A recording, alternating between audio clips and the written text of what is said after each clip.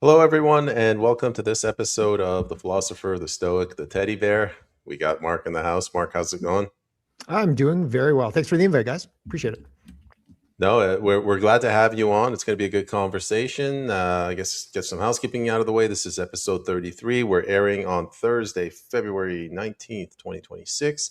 If everybody could go ahead and share the stream, we'd appreciate it. All three of us are persona non grata on social media. So we got a lot to talk about today, and we'll just jump right into it. I'm coming in a little bit hot. I am pissed off about the government of Canada basically bringing in mercenaries, bragging about it.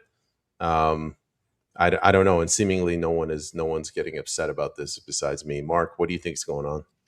Well, the communists are moving to.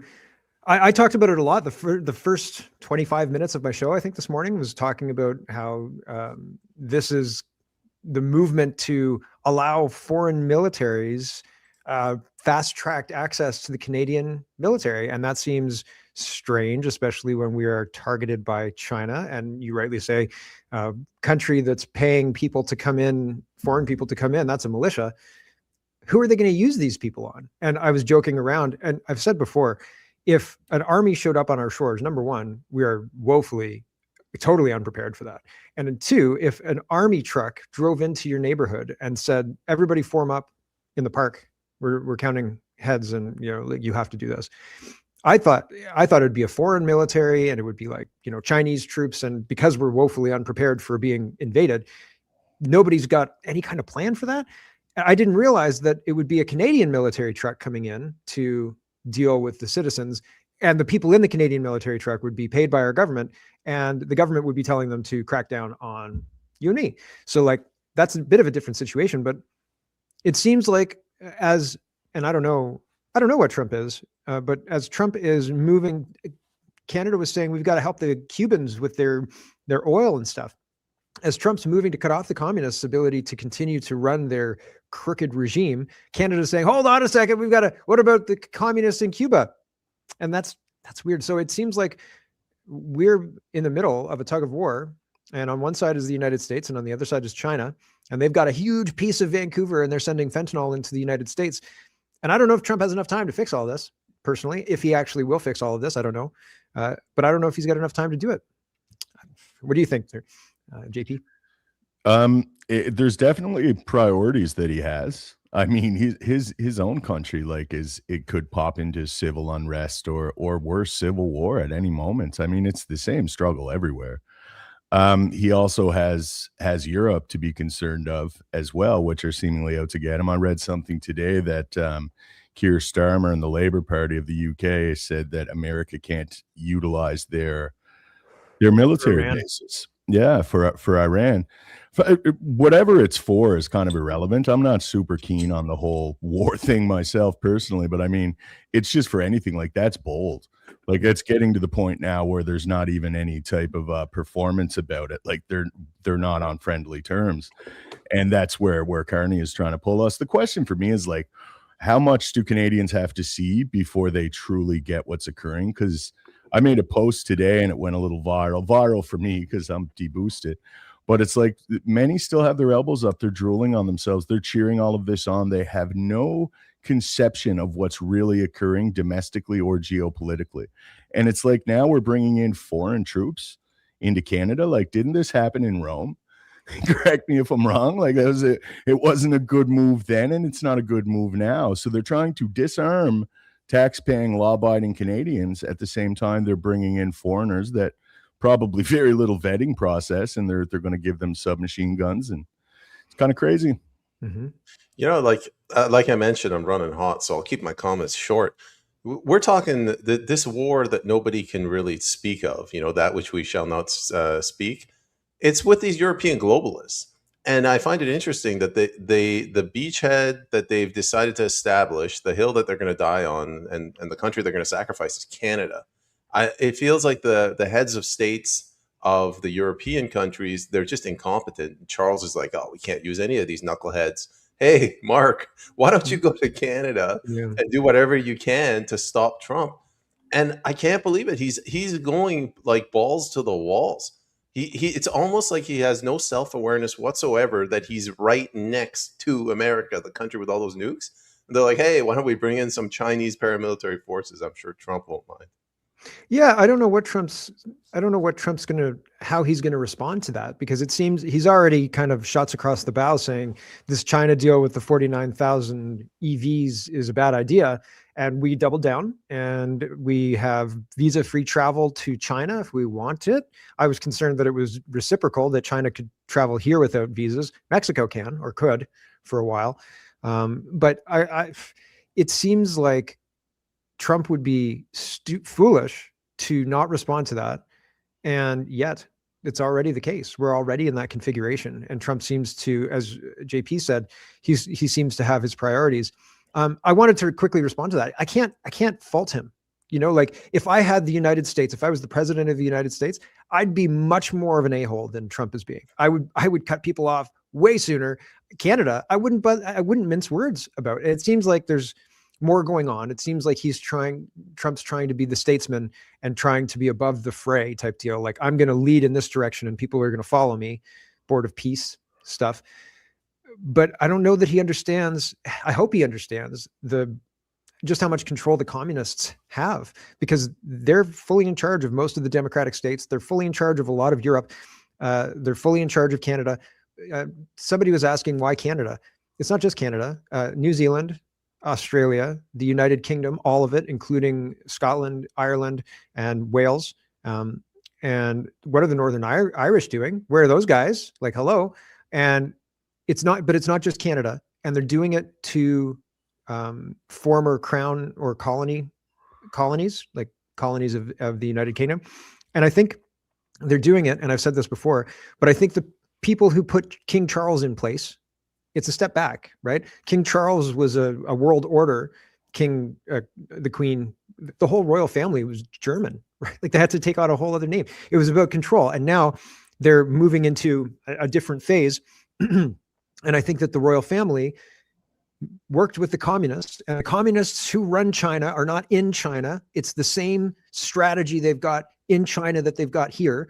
The puppet who works for the families is in charge in China. And when the people are sick of them, they'll put another puppet in charge. And I think that that's the same thing. So Charles got told by the people who run him, this is what you're going to do. And he did it. And I think that it's allowing Canada to be taken over by the communists because they want America to be taken over by the communists, because they want to end free speech in the United States, because they want a one world government.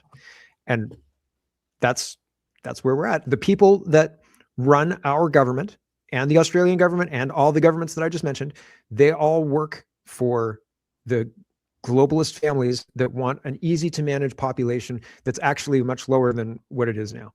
And so they're trying to bring that to fruition. And we're sitting around like they're not trying to kill us. Does everybody remember 2020? Does everybody remember COVID? They were messing around with that jibby jab thing. So yeah, we could totally end up in a situation similar to the one that the Ukrainians are in, where it's a proxy war. Right now, I think we're at war. It's in the realm of economics, but it could go kinetic at any point.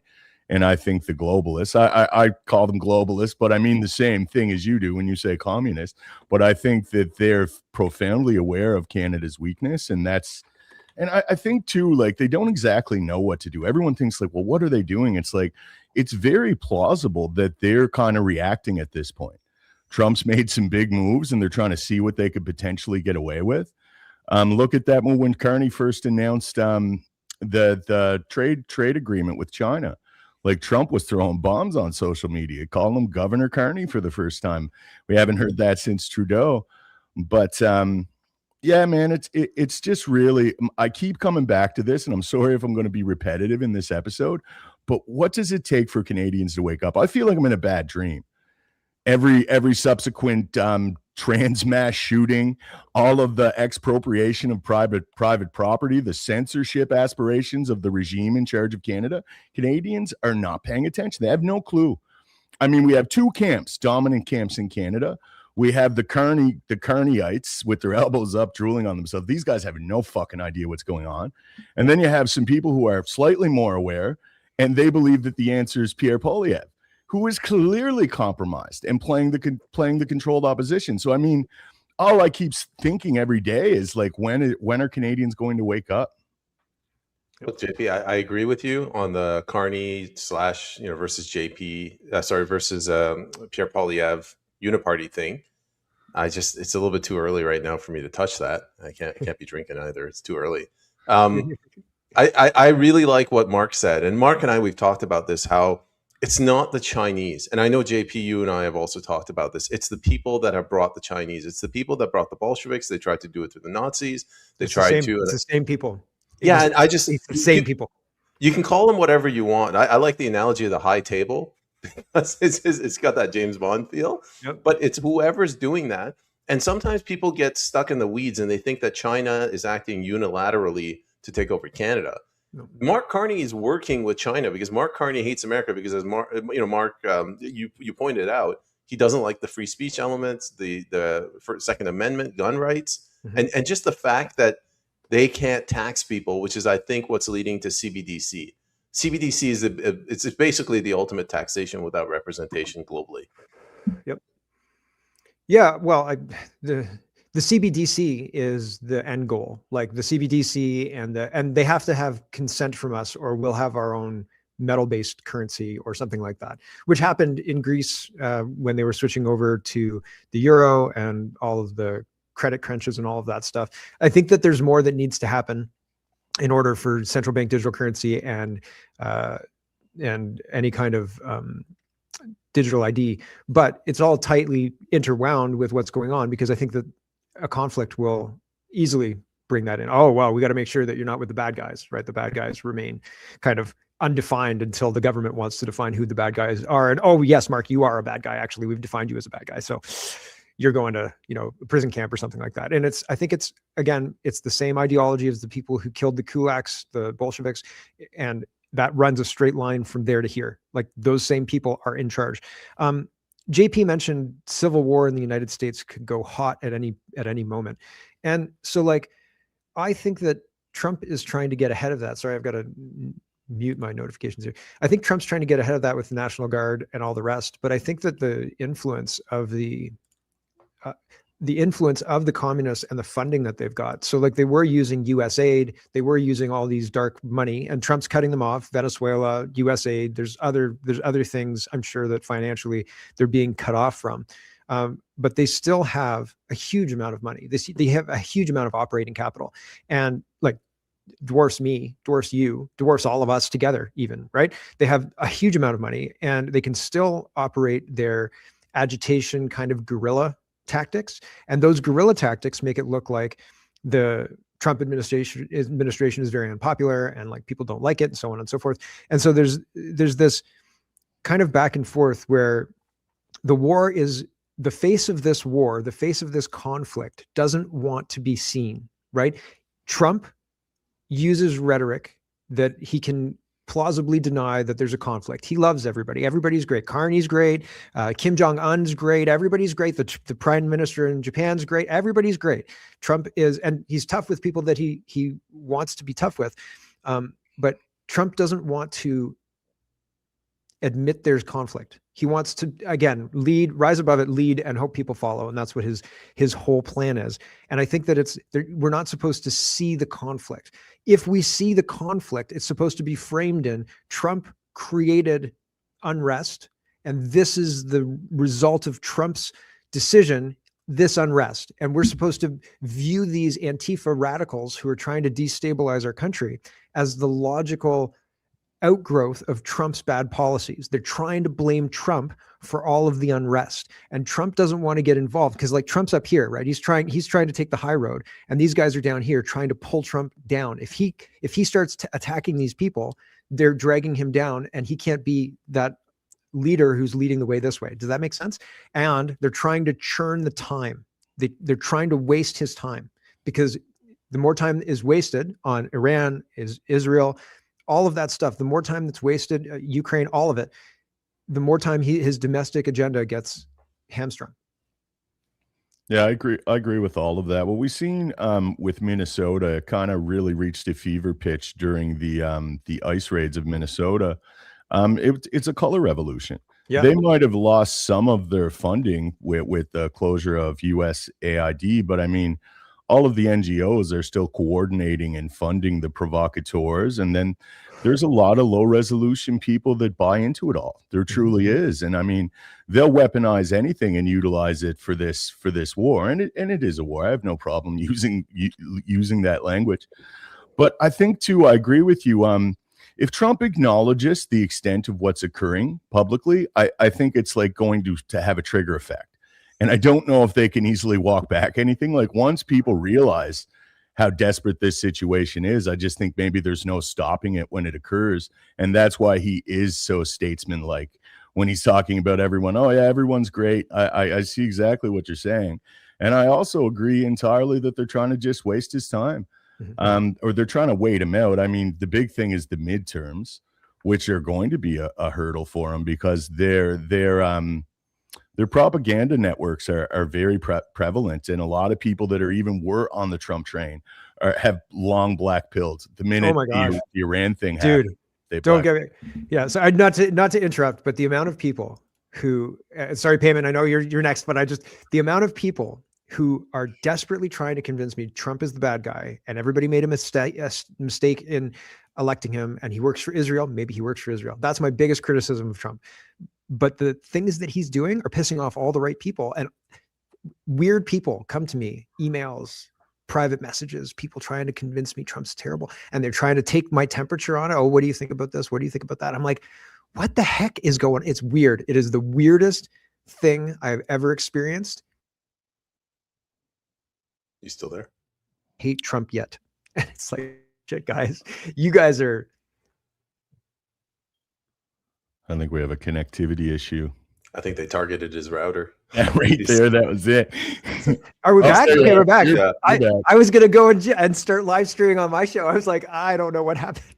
I've pissed off the wrong person. Sorry. Carry Peyman, I think, or JP. Yeah, you go ahead, Mark, I agree that the Trump derangement syndrome, and it comes in different flavors. Like the boomers, they're the most susceptible. Like they are romanticizing and they are whitewashing history. They're like George H.W. Bush, such a great statesman, such a great man, never did anything wrong. Colin Powell, wonderful human being. You know, like the boomers, they're very susceptible. Yeah. And then people our age or a little bit younger or older, they anytime Donald Trump does anything, like he could sneeze, they'd be like, there you go. Oh, that's Caligula. Terrible. This is how the Roman Republic felt. Like anything he does wrong, they're looking for a reason to hate him. Yep. Yeah, no, you're not wrong, man. It's absolutely true. Who names their kid Colin? Like my mom's British, and she's like, it's Colin, right? I was like, everybody says Colin, and she's like, what is it? Why would you name your yeah, the Trump derangement syndrome is absolutely wild. I have had my mom multiple times, and like I had to turn off Ellen. I was like, stop listening to Ellen. She's not your friend. This is years ago now because Ellen's off the air. But she would watch Ellen all the time. And I was like, these people are not your friend. They're lying to you about things. And these people are probably pretty evil. I kind of filled her in on Pizzagate, like kid gloves on Pizzagate. But I mean, she understands trauma and what these people are doing. And then we would have conversations about Trump.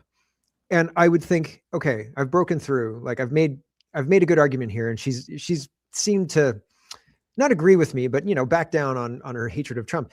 And then like the next time I go visit her, she's like, oh, that Trump. And I was like, okay, I can't even, like, you can't argue with these people because it's just a steady stream. Can I just say something quick? And then JP, you can go. Sorry. My father, I'm Iranian. My father called me the other day and he was angry at me. He goes, Peyman, your good friend, he failed to invade Iran and liberate us. I'm sorry, Dad. Let me just call him up and I'll change that Trump. It's a little dig, like, you know, see, I told you about this guy. I think it's that generation, right? Like my mom is passed now, but she was that would have been 2017. So she's seen Trump and she hated him and she was on a steady diet of CNN. Now this generation, like people are very critical of boomers. I could see why, but you have to put it in perspective. Like they came from a very high trust society. They've experienced prosperity that we have not and subsequent generations have not. Plus the biggest thing is they're more conditioned. They had their whole life being conditioned with one fucking source of information, the news. So they have more faith in the medium They The had, internet, it's just as simple as that. the internet screwed us. Sorry, not screwed us. The internet opened up our eyes, and we don't have that trust anymore. It's totally gone. And it's like every time we're like, okay, maybe we'll trust them. See how they report this. It's like woman in a dress. Oh shit! Like nope. Sorry, Peyman. No, it's fine. I had Nico on, and he put it in a different perspective for boomers. He goes, the reason that they were so successful is because like an entire generation went and fought for what they inherited, and then they died. It's like, imagine if the three of us build a software company and then the two of you die and I inherit it. Like they got free labor, and that's why they grew up in so much prosperity. And now they like JP said, like they don't understand that everyone else is struggling. They think that everything should be like the way it was when they were kids.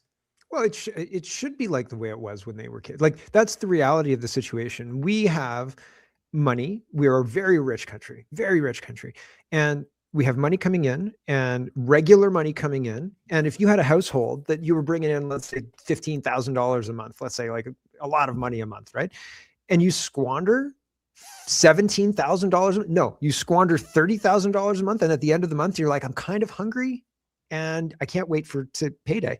Like that's a spending problem. That is a policy problem. That's a management and governance problem. We should be a rich country. We're not because of fraud. We're not because of mismanagement. We're not because purposeful mismanagement and purposeful managed decline. And they're doing it on purpose. This is not a mistake. And they're bringing in inflation, and inflation is a hidden tax. And I didn't understand what that meant when I was 18 and people would scream it at me. Like, it's a hidden tax. And I was like, I don't know what you mean. And now I get it, right? And now I'm like, oh my gosh, like 2% a year, 5 years, that's 10%, 10 years, that's a lot. Like, holy shit balls, man. And so like, it's baked into the financial system that there's a 2% tax every year, 10% every, right? And our money is being devalued at that rate. And we all sit around and think that it's just fine. And JP, you're saying, what does it take for Canadians to wake up? Fundamentally, everybody has a different breaking point. Like Peyman's in here today and he's angry because there's Chinese military potentially getting fast tracked into our military. And like, man, that was a couple of years ago. I remember the Chinese military marching in BC, right? It wasn't Vancouver. It was like a rural kind of northern part of BC. But people were saying, hey, like there's whole brigades of Chinese military. And then not 6 weeks later, there was a Canadian government doing cold weather training with China. Trump didn't say a damn word. Nobody said anything. Right? This is 2017, 2018, 2019. Nobody cared. And it's like, I'm very concerned because I could see how this could go badly. But that high trust society is like, oh man, everything. I'm sure they wouldn't do that. It's like, oh, they've already done worse, man. Have you heard of Made? So what's it going to take, man? Maid's a horror show. Like people break at different times though. And they're using that to their advantage, and the constant surveillance and everything else they've got, and the AI, they've got kind of a data thing that they're like, listen, how close are people to rebelling? And we're not, right? We got toilets, we've got TV, we've got Netflix. We're not, we'd be closer to rebelling if we didn't have power. But yeah, like, they have predictive behavioral models for sure. And they're constantly accruing more data on where we're at, right? I think half of these social media platforms are doing that exact same function. All of them. So you hit upon a key subject that I want to touch on, and that was when you said managed decline. Mm-hmm. Now that's what this is. Mark Rubio actually referenced this specifically at the Munich conference. That speech was said, yeah, so was JD Vance's the year before. They're calling it cold when you listen to it and you look at the geopolitical stage and what they're saying. Mm-hmm. But he called out the deindustrialization. He actually said, we're not willing to be the custodians while the West deindustrializes. Yep. So, I mean, it's actually coming out there. But now I've phrased it this way. There's some people that this is occurring and they can't look at us. People like us three, like we can't look away. We could see that this is occurring and we're obsessed with the news cycle. We're obsessed with trying to interpret what's happening. Most people aren't like that. They have that effect of like, there's a monster under the bed and they sense it and they're terrified. They truly are, but they're not willing to confirm their suspicion because then it gets real. So that cognitive dissonance is that thick for most people, but it has to get real. That's for sure. I mean, and it could at any moment. Sincerely, I believe that. Yeah, I kind of want to just bring up some questions here. Sure. We don't have to pivot immediately, but there's two people here, JT and Mark. I want to get your perspective on this. He says it's still the most logical to me that Carney is intentionally pushing for Canada to become the 51st state. Do you believe this? Super plausible. Have you read the Book of 300 or the Club of Rome? And I think it's Book of 300. And so I read the Book of 300. I read a lot of audiobooks, so I'm not like tangible with it, but I listen while I'm doing other things. And I read both Club of Rome and I'm sure it's Book of 300, but in the comments, let me know if I might be wrong. And they talk about how a North American economic bloc is ideal. In the early 2000s, I live in Guelph, and we had a thing called Mondex, and I was excited about it because I thought it was cool. It was like electric money, and you got like free electric money, and they had all these stores downtown that they came into the high school and they gave us all a Mondex card. This is just before debit came out. Like debit came out. I remember this. This was a fob. They were selling it at York University. Yeah. And all the stores downtown, or a bunch of the stores downtown, like a bunch of the food and a bunch of the bars were like, all right, whatever, we'll do Mondex. It was crap. Nobody used it. And like when I think I tried to use it, but it didn't work. I went to like the comic book store to buy comics with it, and they're like, oh yeah, sorry, can you just pay cash? I was like, yeah, fine.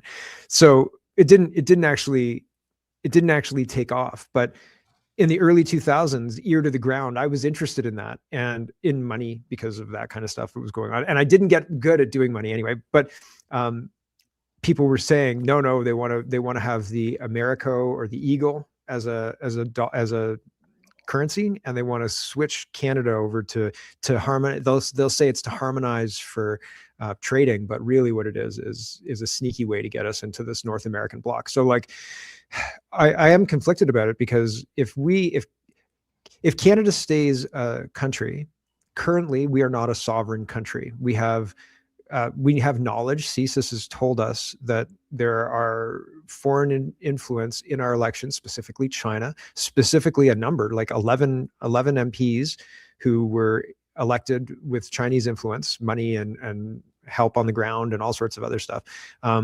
And that's a problem. So if we don't run our own country, I don't think we have sovereignty. So we're not moving from a situation where we have sovereignty to a situation where we don't have sovereignty. Right now, we're in a situation where we believe we have sovereignty, but we're not working in reality because we don't control our government, right? And so somebody else controls our government, and we get to deal with the fallout of whatever that government does, including speech laws, including giving money for Ukraine and foreign wars, including losing our ability to control or have any accountability over the government, which they like Carney's deleting all the emails after 15 days. So they're creating a situation where there's no accountability. And so if the United States comes in and takes over, that solves some problems. But if we retain the situation that we're in now, we don't have sovereignty right now. And so without a big clean out of all of the institutions, and maybe a complete restructuring of all the institutions, including justice, including police, and like jail, including the political system at every level, from the prime minister and federal politics all the way. And it might even be better to break the freaking country up because of the fraud at the scale that we're on. But from the federal politics to the provincial politics to the municipal politics and the school boards, it's all corrupt. So like, look at what the school boards are teaching kids. So it's a situation, I don't know what's better, because if we stay in the configuration we're in now, then we're not directing our country. We are not sovereign. We are not able to say, I don't want to put cross-sex hormones in this 10-year-old and cut off their genitals, because they don't have the requisite knowledge to consent to this. We all want to stop that. The government's not listening to us. The ministers of education won't meet with parents. The government is not listening to us. So in one situation, if something happens and the United States comes in and removes our system and replaces it with their system, is that likely? Is that what happened with other territorial systems that they've overtaken? I don't know. If the United States comes in and removes our system and replaces it with a governorship and we're an actual state, then that solves a lot of problems. but removes our sovereignty. Long term, I think it's a bad deal, but it might be a better deal than the one we've got. If we keep the configuration we're in, then we don't have any sovereignty and we don't have any escape. Because I have not seen any evidence that we have a political party or a guerrilla group of people who are have the requisite skills to disrupt the communists. Look at what they're doing to the world. And I'm not trying to blackpill everybody and say there's no hope, we shouldn't do anything. I damn well think we should, because if we don't do it, it's going to be our kids. And if it's not them, it's going to be our grandkids. And we shouldn't leave that to them. We should damn well try and fix this. It wasn't like this when I was a kid. It wasn't like this when I was 20. So either we weren't paying attention or these assholes got bold. Either way, we need to fix it. But is it logical that Carney is intentionally pushing for Canada to become the 51st state? It is very, very plausible. And there, as I laid out, there are problems with both. Keeping things status quo, not ideal, definitely not a win condition. Moving to governance by the United States, not a win condition, maybe better than we're at, but also maybe not. Maybe the United States just owns us and they leave our political system in place and says, yeah, Canada's its own little territory, but they listen to us. Wink. That would be the worst of all situations, because we definitely lose sovereignty. All right. Let's go to JP. Oh, yeah, Mary. You've run it at the clock. Sorry. All good, brother.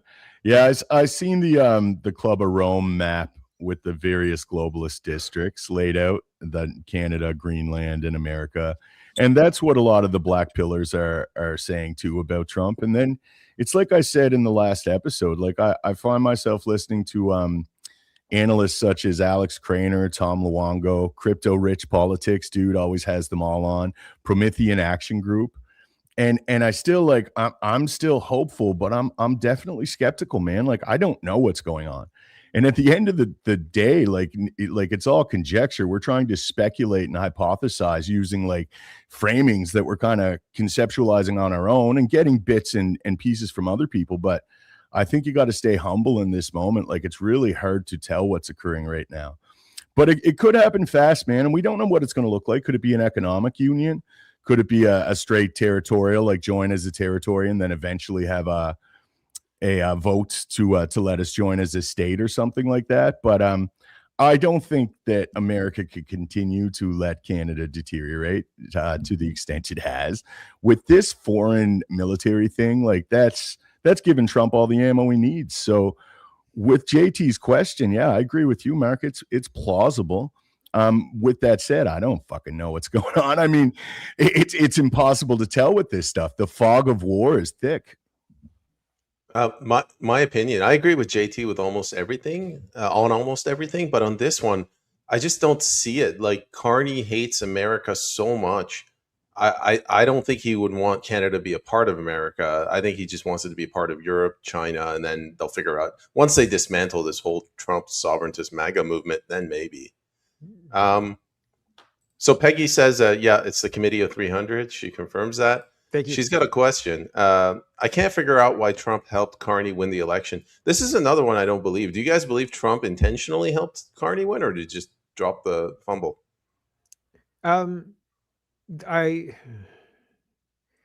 Trump operates by taking people who should behave one way. You're the Prime Minister of Canada, you put Canada first, you know what I mean? Should behave one way, and then pushes them into the light, allows them the opportunity to show everybody who they are, right? And so maybe, because he definitely did say, oh, I prefer Carney. Apparently they're friends. Apparently there's business dealings between Brookfield and Trump. They run in the same circles, like he's a billionaire. They're not many billionaires. Maybe they've golfed together. I don't know. I don't know if Carney and Trump, I doubtful about that. But it does, like, from what I saw, it looked like Trump was purposely endorsing Carney. But I mean, he also said that when he endorses other politicians in other countries, he has to be careful because sometimes his endorsement does the opposite. You know what I'm saying? Like, Trump likes him, I must not. That's not a good thing for me to like. So, And the other thing I just want to respond to a little bit quickly, JP, you were saying we're kind of analyzing these things by ourselves, and my analogy is like we're sliding down a hill at speed and there are trees and we have to dodge it. So we're just kind of reacting like, holy shit, like things are happening, man. Like, it's too fast. And if you get hit by a tree, it just hurts. You don't stop. You can't catch your breath. because there's more trees coming. Like, and you have to dodge these trees. That's my life analogy. Here's my analogy for what's happening. It's like there's so much domestic and geopolitical chaos right now that if we were all at a theater, the curtain is like it's swaying because of all the commotion, and we're able to see, if we're careful when we're looking, we're able to see glimpses behind the curtain. But at the same time, I'm profoundly aware that we can't see the entirety of it, so it's really hard to gauge what's going on and get like a coherent framing. There's no stable ground. I listen to all of these analysts, and I know the ones that I want to believe are the ones I seem to favor. So am I kidding myself, right? Like, but I think one of the big things with Trump, as Peggy said, potentially helping Carney win, I don't think it mattered. I think Trump knows that Pierre Poilievre, now it's time for the uniparty. I'm sorry, I'm bringing this out. I think Trump is profoundly aware that both parties operate with each other. And why have like the actor when you can have the real guy who's negotiating? Carney was sent here and installed, in my estimation, because I don't trust the electoral process, but he was installed leader to do this negotiation, I believe. Come hell or high water or whatever happens, because there is some uncertainty there with these two sides that are fighting each other. But I think Carney was the one to do the negotiation. And even if it was Pierre, it still would have been Carney doing the negotiation. It just would have been through Pierre. I really think Trump was profoundly aware of that. You know, we are Charlie Kirk is saying how our only hope is for Carney to be Maduro'd.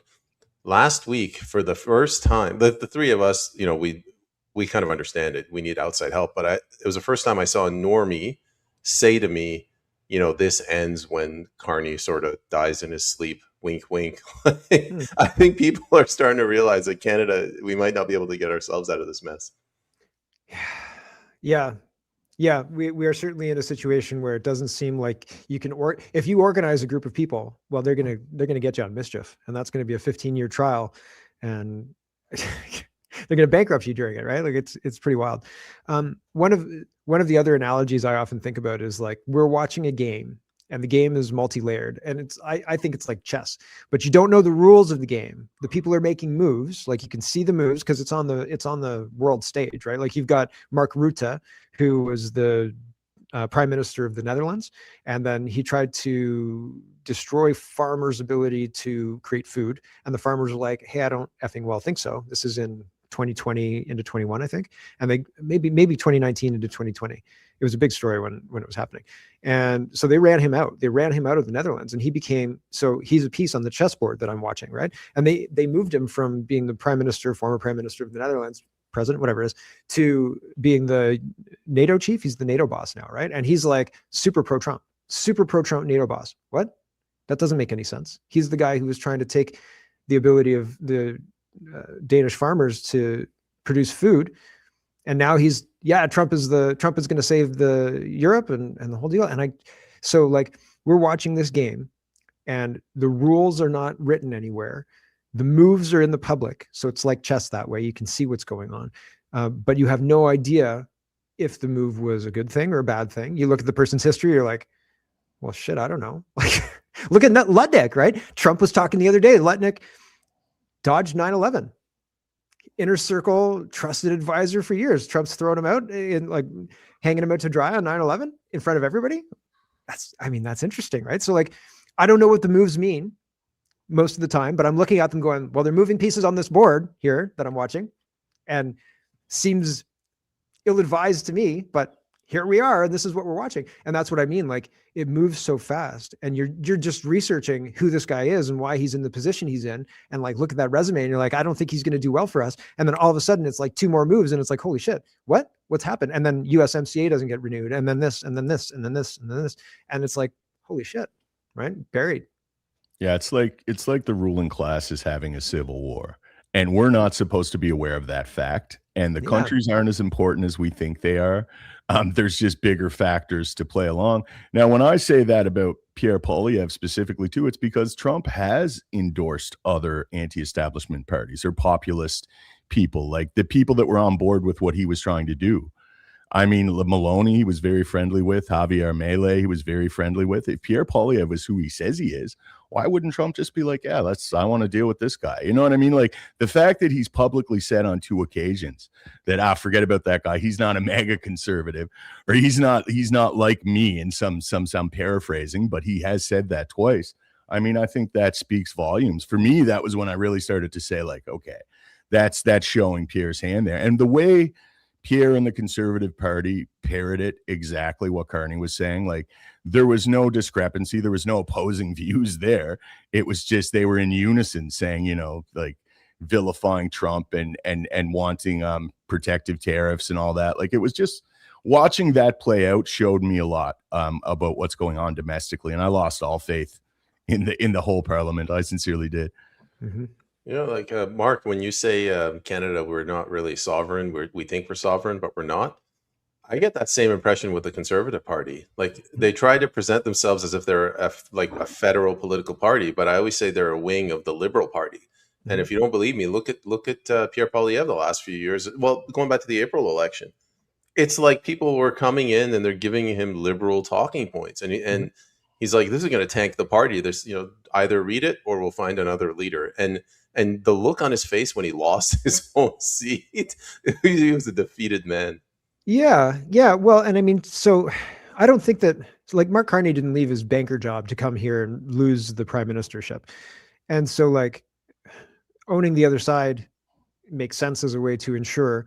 But if I'm Pierre Poilievre and I know they've gerrymandered the seat. They gerrymandered the seat between the 22 election and the 20, because he was reelected there 10 years, 15 years from like 2003, right? It was a long friggin' time to represent that riding. It doesn't often happen that ridings flip like that. They gerrymandered the seat. They changed the people in the riding.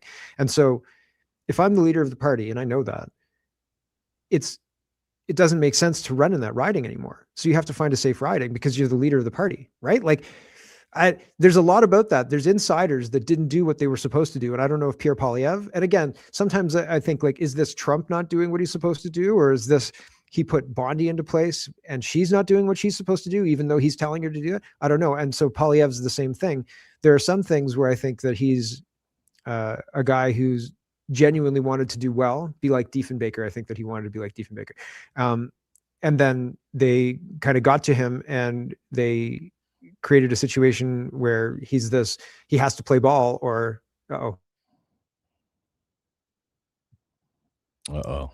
He mentioned Diefenbaker, huge mistake.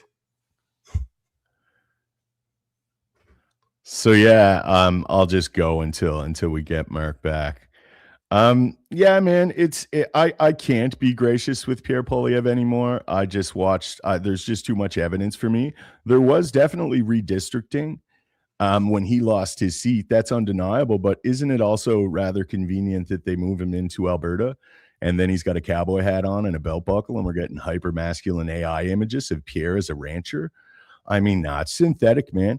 Now that doesn't necessarily speak to the individual. I don't think they get to be individuals. I don't think MPs represent their constituents. And I think if there's someone who has the integrity to endeavor to represent their constituents, I think that they're pushed out. You know what's crazy? That yes, I agree with you. You mentioned this all the time, and I'm in agreement. We're 48 minutes in. We only got 290 viewers. Like, how much does the internet hate Mark?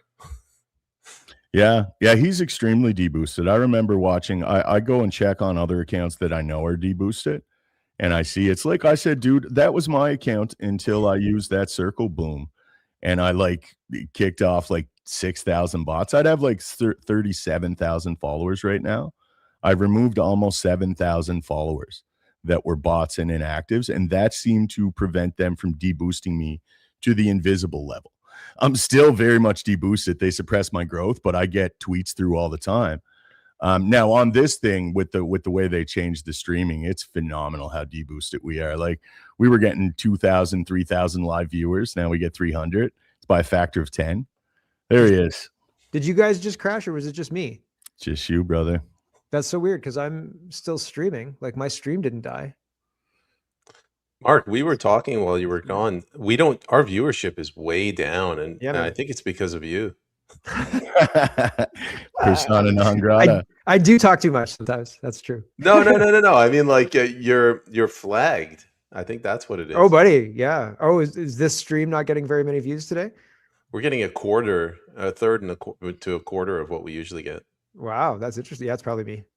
It's probably me. I'm very suppressed. It's weird because I talk like I talk in this show. Like there are no real boundaries, and I'm gonna just call it like I see it. So, and they don't like that because the way I see it is maybe exposes their game a little bit. Now, I was mentioning to Peyman there before you pop back up, and I just don't know if you're aware of it, so I'm going to say it. And to anyone who's listening now, my account was like that. I hit 31,000 followers on X, and I was invisible.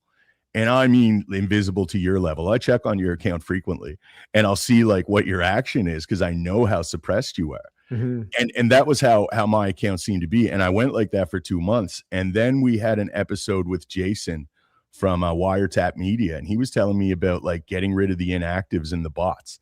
And I thought, because if I see a porn bot, I'd remove them. I thought I was doing that.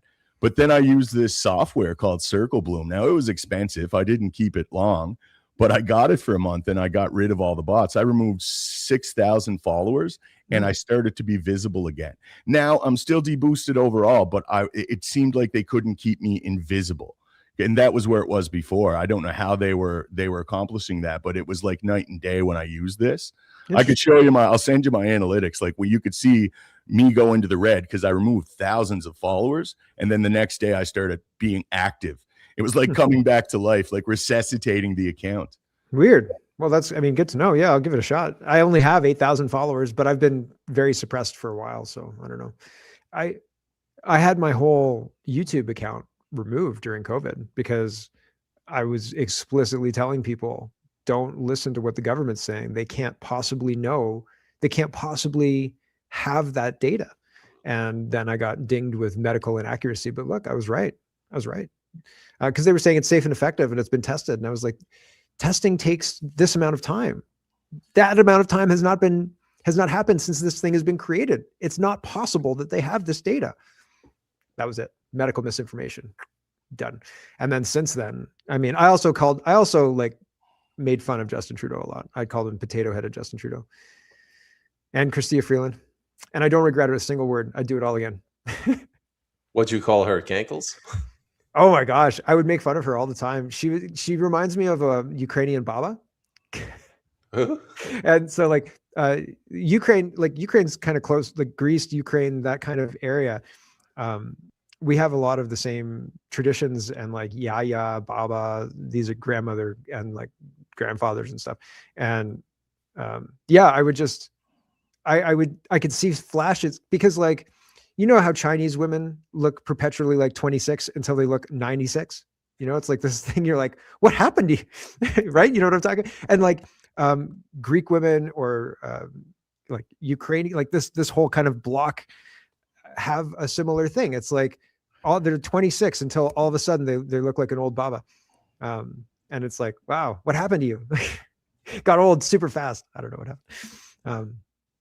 Yeah. Anyway, no, I would just make fun of them and I would lambaste because my show started as mainly and it's still kind of a comedy show. Like my main premise is like, this is Chrystia Freeland. Her job is to negotiate a deal with Donald Trump. She's wearing a "Mama is not equal to chopped liver" shirt at the airport.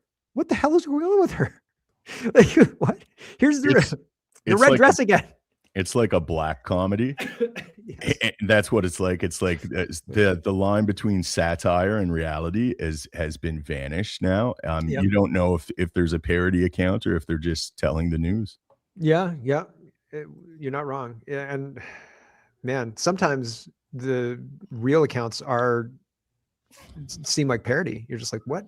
Well, look at this Slapinski guy. I'm convinced that Slapinski is not authentic. Yeah, I believe that he knows he's a liberal and he's doing this to provoke conservatives by presenting as one. And I think Didn't him and Andy Lee work together? I'm not sure. Yeah, Andy Lee. Yep. There's a tweet on Andy Lee's Twitter thing talking about her and Mark Slapinski and another person going to the Freedom Convoy.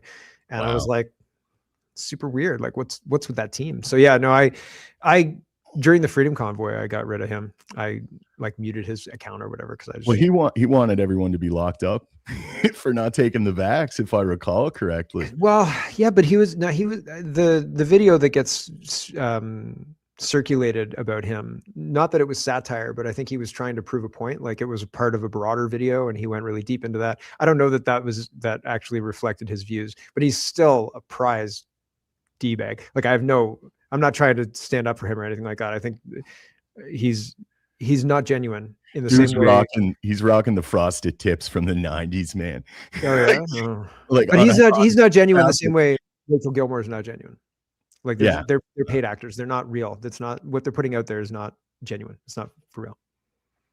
Mark, you said you got your YouTube account nuked. We just got ours nuked for PST a couple of weeks ago.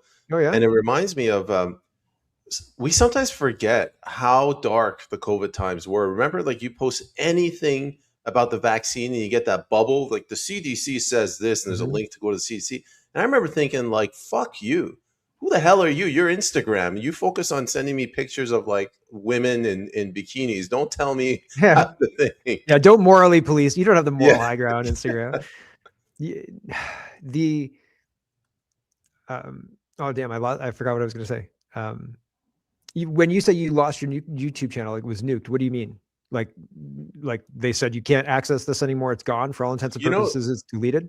They used an argument that we couldn't counter. They said that you have used the same backup email too many times and it violates our bot terms of use. And I'm thinking, you are the biggest tech company on the planet. You couldn't have checked for this while I was registering. That seems like a bullshit excuse. So like your YouTube channel is inaccessible. You can't access it at all. Oh, we lost all of our episodes. And you can't stream to it anymore. It's gone. But not only could we not log in, we couldn't even reuse the handle that we had before. So it's gone, but it's not gone. Oh, it's like a technical. It's sitting in like technical purgatory. It's like retiring somebody's jersey kind of thing. That's bullshit. So what they like, that's a bullshit thing to do. And it seems like it's a different way to censor, because like what they did to me was they came right at me and they were like, you're lying about medical misinformation. And they took away the channel completely. Like I didn't have any strikes. I didn't have anything against the channel. And they said like, it's just gone. Like today it's gone. That's it. And I was like, okay. And I started another channel. And I had another channel happening because it was already CanadaPoli Shorts, but that one didn't get tanked. So, but yeah, no, the whole thing is, it seems like they're realizing they can't come directly at you because they leave themselves open to, when people realize that this whole thing was a friggin' fake, they're going to come and get their pound of flesh type deal. I got my account back, but other people laid the groundwork for that. Like other people, much higher profile people, were upset and they got theirs back. And then all I had to do was click on the, have a look at this again. And they did. And they're like, oh yeah, I guess you didn't violate our policies. Sorry about that. I was like, yeah, so, I find like it was obviously way darker during COVID. We all lived through that. It was surreal, and we're out of a lot of that. But I mean, some of the things that went in place with the censorship on social media are still very much there. Not as much on X, but on X, the three of us are still very much deboosted. Now, I have a on YouTube, I'm invisible with my Dumb the Wiser account, my other podcast, but I'm on TikTok. And TikTok's the craziest, man, because I'll get a bit of action, but they won't suggest my videos to anyone because they're in violation. So I can't access any advertising or anything like that. And it just directly tells me, and I'll appeal it, but I get no answer back. Mm-hmm. And yeah, it's just, we're still in that world. It's like we're all acclimating to it. And it's normal for people to be deboosted by like kind of conveying a common sense, real opposition to what's occurring in the world. That man can't be a woman. Yeah. How dare you? Yeah. First of all, Ash, thank you very much for reposting the stream. If everybody else could repost, we could get past the fact that we have Mark on our episode. And the internet. I have to live with this, man. No, not judging or anything. I was talking to a couple of. I had Detective Helen Bruce's attorney on, and we were talking. Nice. We were also talking about Kathy Drake and Amy Ham. Everyone is panicking about the censorship laws that are coming in. And these two women, Kathy Drake, she's getting sued in civil court, $90,000 for calling somebody a groomer. Amy Ham, she said men can't be women. She got ordered to pay $60,000 restitution to the College of Physicians. We already have censorship laws. They're kind of restructuring them so it's more streamlined. Yep. Yeah, they're and it's again not just Canada. It's all the states. The blue states are already doing it. The Europe just pushed through. They had Lucy Connolly. They arrested Lucy Connolly for being upset with migrants, right? So they arrested her and threw her in jail. And they're trying to create a situation where Sorry, who arrested who? Where? Lucy Connolly. So there was a situation where a British-born Somali, I think, killed children at a daycare, and it was Southport. I think Southport, I think, is the name of the situation. And Lucy Connolly, there were riots, like the Southport riots. There were people out in the streets demanding that they deport this guy because they thought he was foreign. But Starmer said, and Lucy Connolly typed on Twitter, light their hotels on fire type deal. Like, she said, light their hotels on fire for all I care. These people are monsters or something like that. And the police arrested her. She's a 37, 38-year-old woman, young kids at home, 2 young kids. She was a daycare worker. And she said, for all I care, F these people, right? They're monsters for doing this kind of stuff. They arrested her and she pled guilty at the advice of her lawyer. And they gave her 3 years in jail, and she served 1 year, and she was let out either right before or right after Christmas. I can't remember which, but she served 1 Christmas behind jail, like behind bars. And then the next one, I think she was probably out, but I don't know why she was out after a year. The guards threatened her a bunch, according to her. And like for, what she did was vile and blah, blah, blah. It seems like a psyop. It seems like, when a gorilla charges at you and you're supposed to stare down the gorilla until it actually, gets you. Running away is the worst thing, right? I think that's the gorilla charge. I think that they're charging, and the worst thing you could do is run away, if that makes sense. So you gotta stare that gorilla right in the face and say, I have every right to say this. Up yours, you fucking communist. Yeah, we have to be bold. Starmer has jailed tens of thousands of British citizens for specifically social media posts. Yep. And you're right. They're trying to create a chilling effect. They want people to think, hey, I'd love to criticize a policy of the regime, but I wouldn't dare. They want that normalized like it is in other authoritarian countries. In China, you can't go batshit on the Communist Party online. Like, they'll come and take you out. And that's what they want to normalize in the West now. All the Commonwealth countries, most of the EU, besides Hungary and Poland, Canada, it's bad, man. Yep.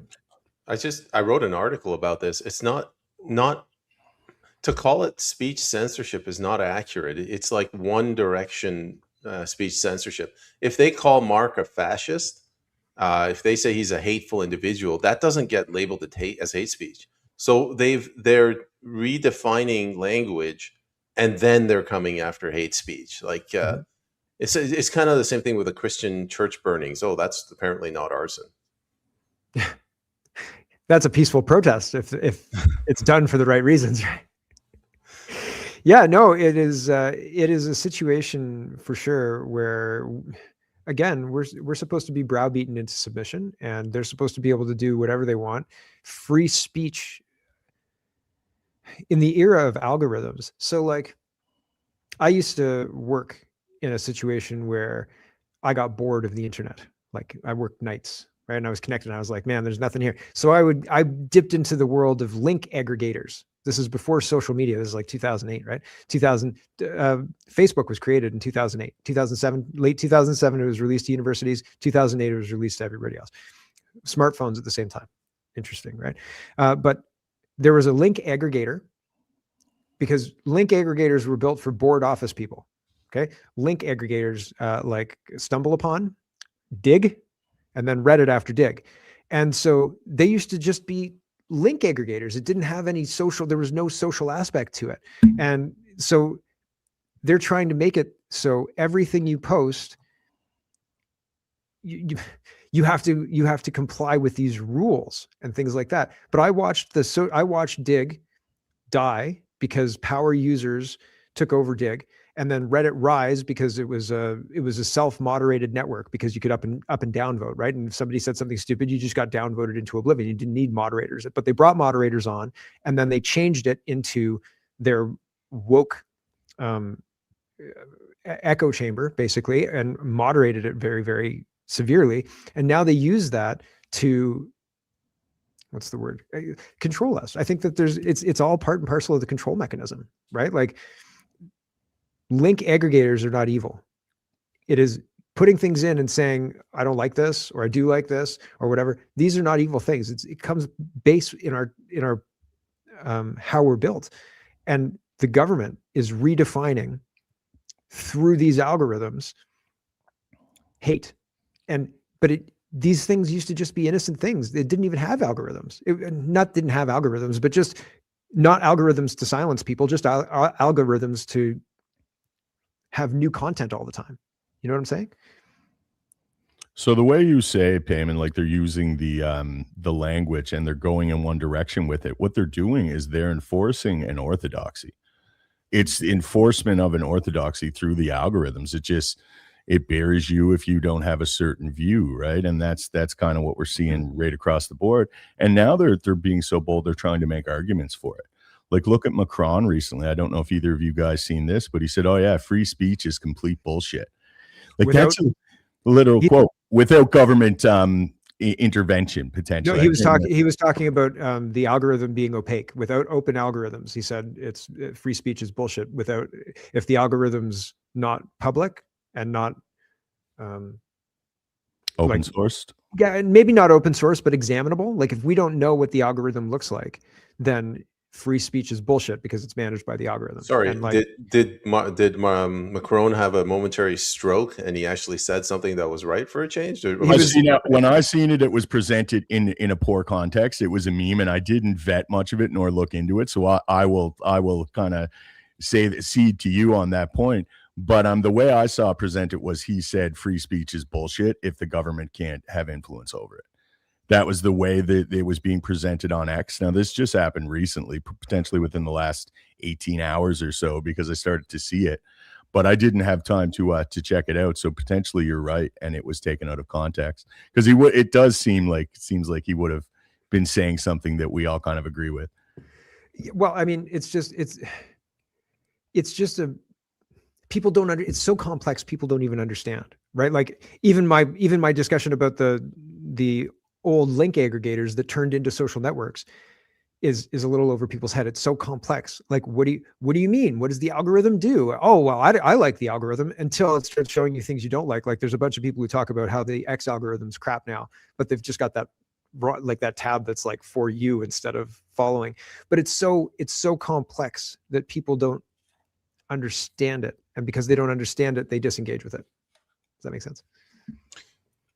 Mark, the article I was referencing, I put a quote in there from George Orwell's 1984. I know that book is just referenced to death, but it's great. They said something like the heretics, as they're being executed, they would proudly proclaim their beliefs. The Soviets, the Russians, they would beat them, and they would put a false testimony. But then when they were being executed in their minds, they still believe what they believe, but the party brainwashes people. I think that's what these guys on the left in Canada want. It's not just free speech; it's conscience. Like, they're trying to brainwash people, and they want you to believe this nonsense garbage. Like, men can be women. It's not enough that if you say men can't be women, you go to jail. You have to actually believe it. And that's brainwashing. Yeah. Sorry, that's where your argument about Reddit and the algorithm and all that ties in. Yeah, no, I think that you're right. It's like they're creating a false situation, or a false Potemkin village, where it looks like everybody agrees that, of course, if a man says that he's a woman, he can be a man, he can be a woman. Like, obviously, like, that's how it's always been. And yeah, it is hearts and mind and soul. And like, there are people who will never believe that Trump is trying to do good, or it seems like Trump is trying. I can't see into his, his soul, into his person. But by his actions, it seems like he's trying to do good and stop this madness. And people who have been brainwashed believe in their very fiber that, you know, the thing that they believe is true. And you can't talk them down, even if you have pretty good evidence. You know what I mean? It's one of those things where it's like, oh man. And yeah, I think you're right, man. I think that they want our, not just consent, enthusiastic consent, so that little tiny people who have never had power can go and wield that power. Go get your mask on, you anti-masker. You know, like they got a taste of the power and they want it back. That's a very good point. I read a lot about various totalitarian societies, and that's what you see. Mm-hmm. When the Stasi, when the Berlin Wall fell, the people got into the department. They were going to see, well, who's ratting everyone out, and it turned out that it was like half of the population was informing on the other half. So it is something within them that they want to be a petty tyrant. It's like the only thing some people can compete on is compliance. That's kind of the type of people you're dealing with there. But every subsequent communist or Marxist revolution, it was predicated on the man changing. Like Stalin had the new Soviet man. You had to become the new Soviet man to fit into this new society. And in China, it was the same thing. It was the four olds, and we need to be a new version of humanity that's not so greedy and not so bad. Like it's predicated on this flawed version of man as we are. I'm getting a little philosophical with it, but it's just something I've noticed in my reading. Yeah. Yeah, it's very philosophical. I guess the new man in Canada would be a transgender man. Oh, no. The new man is a woman. Yeah. Well, that's what fundamentally though. Okay.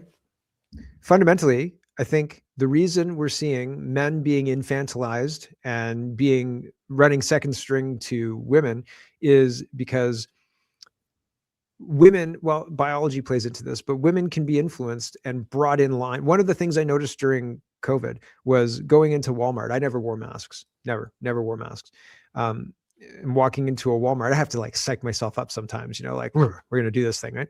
But walking in, the women would be telling the men, like if there was a man and a woman walking together, often, and even young guys, right?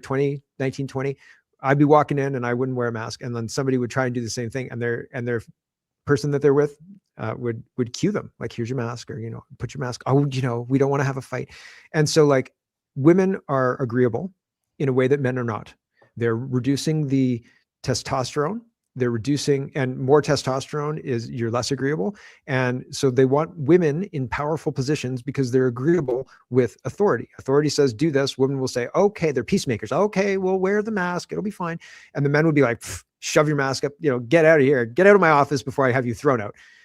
Difference. And they want the women in charge and they want the men playing second fiddle. So that's the reduction in testosterone. That's the whole boss girl thing. That's all of it. Men are supposed to be subservient to their women in this utopia, and it's bullshit.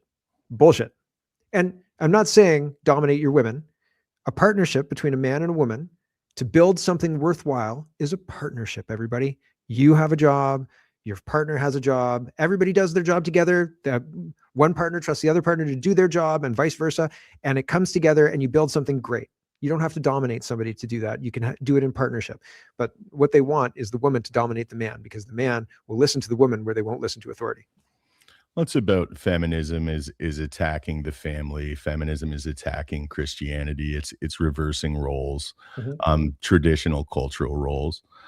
But it's I definitely think that's super relevant. The emasculation of young men is very prevalent. I seen a Robert Kennedy quote, an RFK quote recently, where it's like 65-year-old men today have 50% more testosterone on average than 20-year-old men. That's not normal. That kind of indicates potentially that there's something going on with maybe the food supply, which is kind of his whole thing. Maybe it's the soy and everything. I don't know. It might be.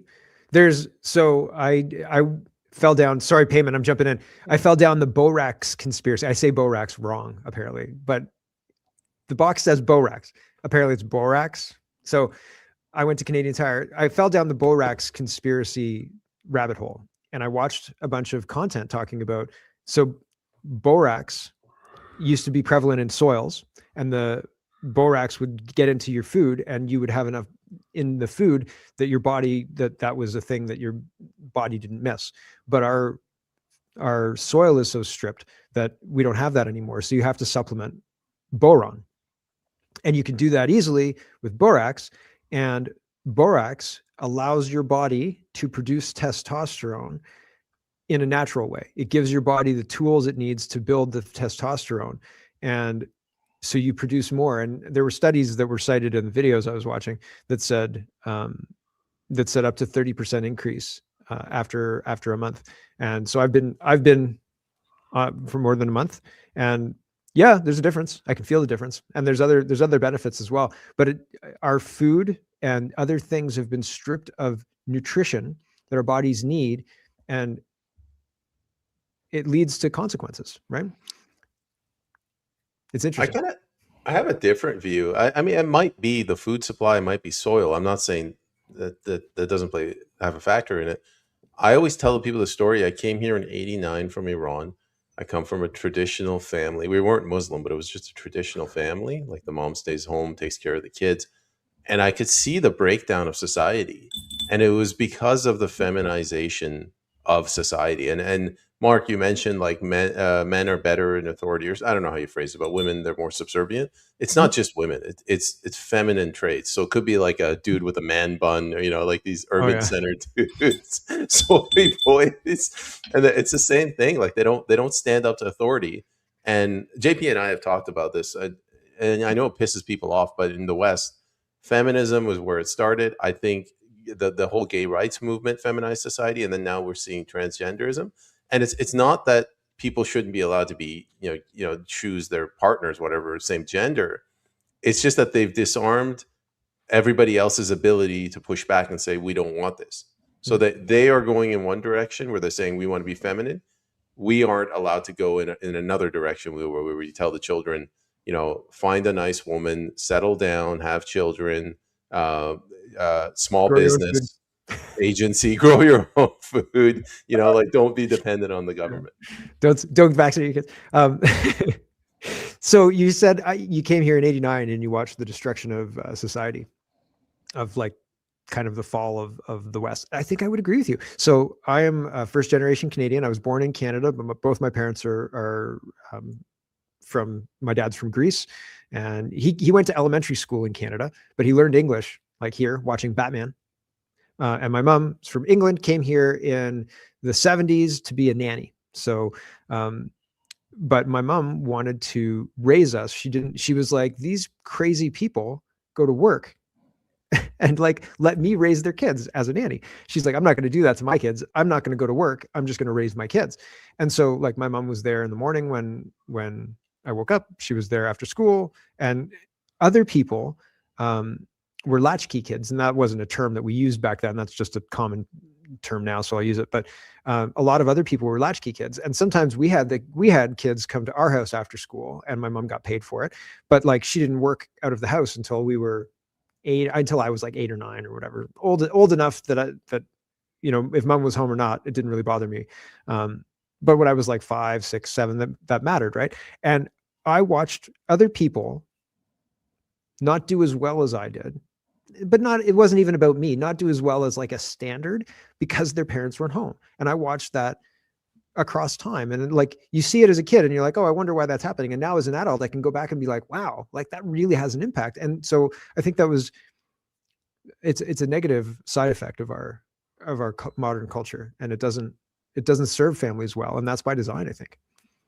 Oh, it's definitely by design. And it's like the society overall, we're not just seeing that, we're seeing like masculinity deprivation, or masculinity has been presented as being bad in general. It's toxic. So then what do we see in these environments? We don't see, a lot of people become feminized or emasculated, but we also see the emergence of hypermasculinity, like the Andrew Tate types gaining relevance with certain demographics. Like, you can't just... Man is going to behave in a male oriented regard. No matter what the conditioning is, we're still going to default to that in some way. I think it's very ambitious. I want to jump back to the food thing for a moment. because we were mentioning how nutrition is being stripped. Did you guys know that in most places you face more consequences for selling whole milk, like full like raw milk, Fentanyl. than meth? You could be like cooking some meth up, and it's not as bad as they'll throw the book at you for the whole milk. I think that's a big part of it, and I think that's tied in with the pharmaceutical industries. When you look into the Rockefeller societies and stuff back in the day that kind of set up the modern medicine, and it started to be more causational. We're going to treat the symptoms instead of the underlying issue, and if the treatment can't be patented, we're not interested in it. I think all of this stuff is coming to its end, and we're going to see, depending on who wins this struggle, this geopolitical power race right now, but I think we're going to see a lot of these narratives just completely shattered, hopefully. If I can jump in, I'm trying to tie everything together. You mentioned the raw milk thing. I saw a picture of Jeffersonian style government versus progressive government. And Jefferson was basically saying, maintain the existing natural order, maintain justice. Whereas the progressives, what they're saying is we have to define what is just. We have to define what is morality. And that's what the government's doing. We have to come in and we have to say what kind of milk is right and what kind of milk is wrong. And I want to tie back to what I said about when I saw in 89 when I came here. And Mark, I always tell this story. One of the ways that feminization and women, they kind of clawed away parental rights is they would say in Scandinavia, they don't have corporal punishment. They don't hit their kids, and their kids are, they're more peaceful. They do better in school. So they took away corporal punishment. I grew up in a world where if I did something stupid, man, my dad, he would kick my ass. Yeah. So like you've basically taken away parental rights, but you're further contributing to the destabilization of society. Yeah. So I worked 15 years in children's mental health, and I growing up, my family did foster care and stuff like that. And so I have a lot of exposure, and my parents never hit us that I remember. One time my mom smacked me upside the head, and I was shocked that she did it, but I totally deserved it. But my parents used to chase us up the stairs with spatulas and spoons, threatening to hit us. And they would always tell the story that if they ever spoke disrespectfully to their parents, and there was any kind of conflict or something like that, the parents and if somebody threatened for, I'm going to call Family and Children's Services, or I'm going to call, somebody on you, they'd say, call the ambulance and the police, call other people. You'll need the help when I'm done with you. Like implying that I will kill you if you do this. And not really, like, I never felt threatened. It wasn't like I was like that. I felt like I was going to be hurt or anything like that ever. But I would not disrespect my parents. Like, I don't think I swore in front of them until I was like 19 or something like that, after I had a cigarette in front of them. They were like, "You smoke it?" I was like, "What?" So yeah, it was one of those things where I had a healthy respect for my parents, and I had a healthy respect for my grandparents. I would never think to be disrespectful to them. You know what I mean? And I don't, my dad, like, I come from a more traditional culture, upbringing wise. But again,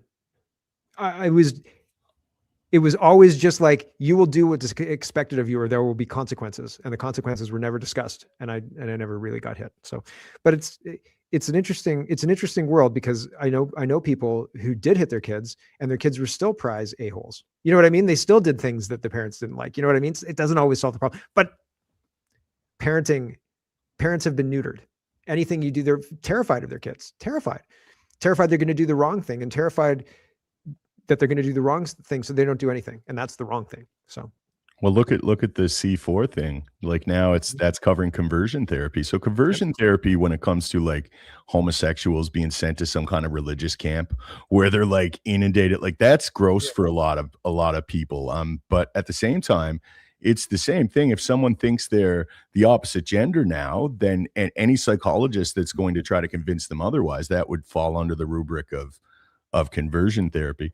So it's further disenfranchising the family. Peyman and I get on this topic a lot. Like, if we're going to look at it, that's what it is. Families are being disenfranchised. Society is becoming more feminized, and we're becoming more submissive. Even the men. Well, the men who aren't are punished. Mm-hmm. We gotta start winding it down because I know Mark has to go. I'll just tell a funny story. My dad, he was born in 45. And I think when he was 12, he was playing poker and his older brother found out and he beat the crap out of him. So he goes to the sheriff's department, like bloody and bruised. And he's like, I'd like to file charges. The sheriff's like, what'd you do? He's like, my brother, he beat me up for playing poker. And he's like, good, you deserved. Get out of here, kid.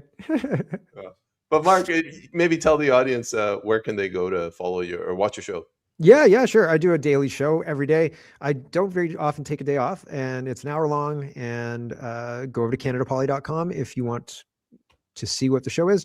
It's on YouTube and all the other things, but I'm very, very heavily suppressed. So it wouldn't be surprising if you haven't seen it, but the best place to get it is CanadaPoli.com probably, or YouTube. Yeah. But thanks for having me, guys. It's appreciated. And it's super fun to have conversations with people who not that I don't have to convince that things are going terribly wrong, but we can get more into the weeds and the details about how terribly wrong things are going.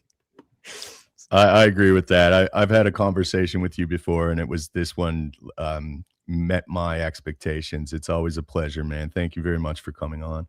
Cheers. Thanks so much. Thanks again, Mark. And to the audience, if you guys could go ahead one last time, if you could share the stream even after the episode's over, we'd appreciate it. Take care.